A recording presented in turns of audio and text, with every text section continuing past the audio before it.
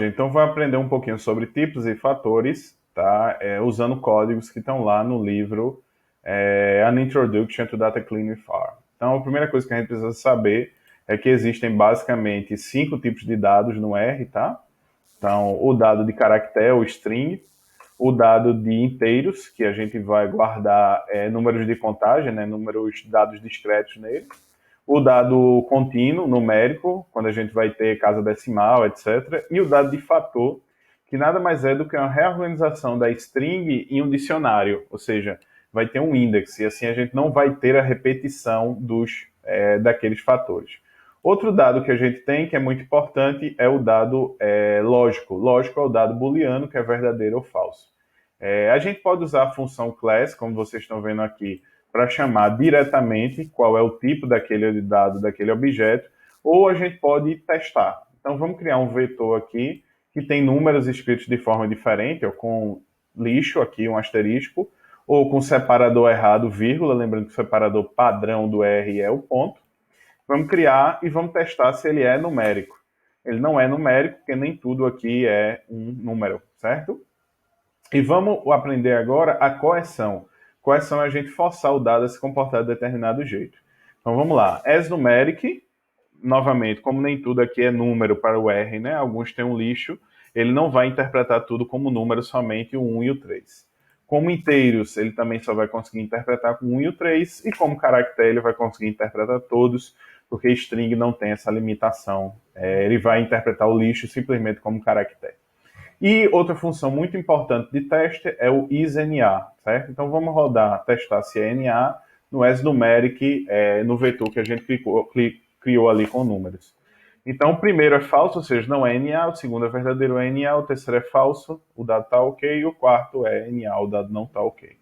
Os fatores são um tipo de dado muito importante no R, porque eles vão resumir bastante os dados de string em dados categóricos, ou seja, eles vão criar um dicionário em que a gente vai conseguir associar um index a um string, um index a um caractere.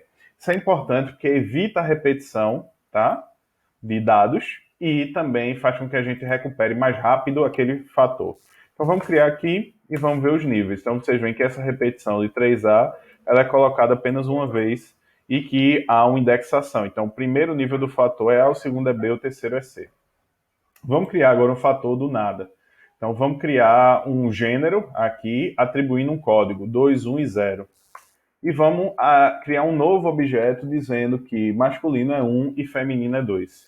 E depois, usando aqui a função factor, a gente consegue fazer com que o objeto que a gente criou, gênero, ele receba os níveis de recode e receba como etiquetas, como labels, os nomes de recode. E vamos ver o que isso vai fazer. Muito legal, né? Então a gente tem aqui os fatores mapeados. Então tudo que era 2 ele tratou como feminino, tudo que era 1 ele tratou como masculino e o resto ficou como NA. Essa forma que vocês estão vendo aqui de encapsular um objeto em parênteses é simplesmente para ele retornar. Se a gente tirar os parênteses aqui, vocês vão ver que no lugar dele retornar, ele vai criar o objeto e eu vou ter que chamá-lo de novo para ver o resultado, ok? Então, encapsular em parênteses é uma forma de fazer, já que o objeto retorne. Vocês estão vendo aí. Agora vamos reordenar o fator. Vamos colocar feminino antes. A gente usa a função relevel. A gente também pode organizar o fator, colocar um reorder nele, o relevel diferente de reorder, a gente vai usar uma variável que vai reorganizar o fator, usando, por exemplo, uma variável numérica. Então, age aqui, e ele vai apresentar primeiro o fator que tem a menor média no atributo que a gente escolheu, que é o age, a idade. Se a gente quiser retirar aquilo, é só a gente atribuir null ao score e o nosso fator vai voltar à forma original dele, que é masculino e feminino. Ok, gente? Então, sobre fator era isso, qualquer dúvida, e sobre tipos de dados era isso, qualquer dúvida, postem lá na plataforma.